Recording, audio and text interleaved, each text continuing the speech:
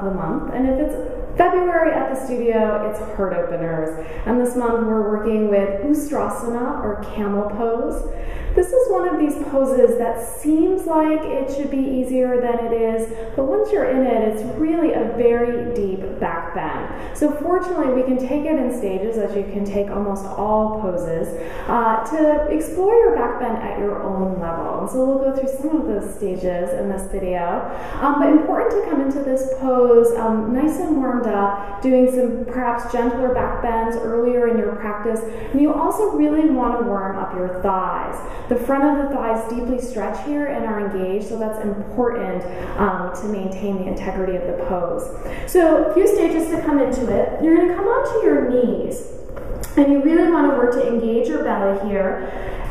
Important to keep the low back nice and long. So if at any point in your pose you feel crunching here, don't do that to yourself. Just come out.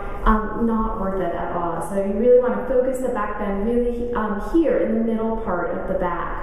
So we're working to engage your legs, knees, minimum hip distance apart. You can bring them a little closer, but I find it is a little bit more comfortable here. Taking the hands behind your back, heel of the hand supporting your low back, elbows hug in and shoulders lift back.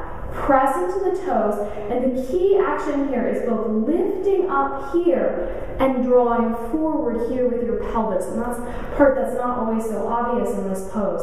So hug in, lift up, and draw forward. So that's a nice sort of gentle way to approach the pose. If you want to take it a little deeper, recommend curling the toes to give yourself a little bit more height. Same action, tilt down, draw forward, draw your shoulders back, and then looping one arm up and over, binding your heels, keeping the chin tucked in towards the chest can just help relieve the sometimes crunching that happens in the neck, which you hopefully want to avoid. To come up, support your low back. And then sort of final variation here, taking all the same steps, drawing down through the tailbone, engaging the thighs, reaching everything forward, middle back lifts up, sweeping arms up and over, finding your heels.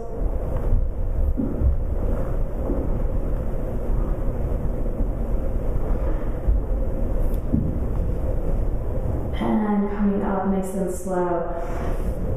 Again, want to make sure that the low back stays as long as possible and the momentum of the pose stays drawing forward. You can release your neck as I did there in the end, but totally optional if you have neck issues at all. Feel free to keep the chin tucked in towards the chest.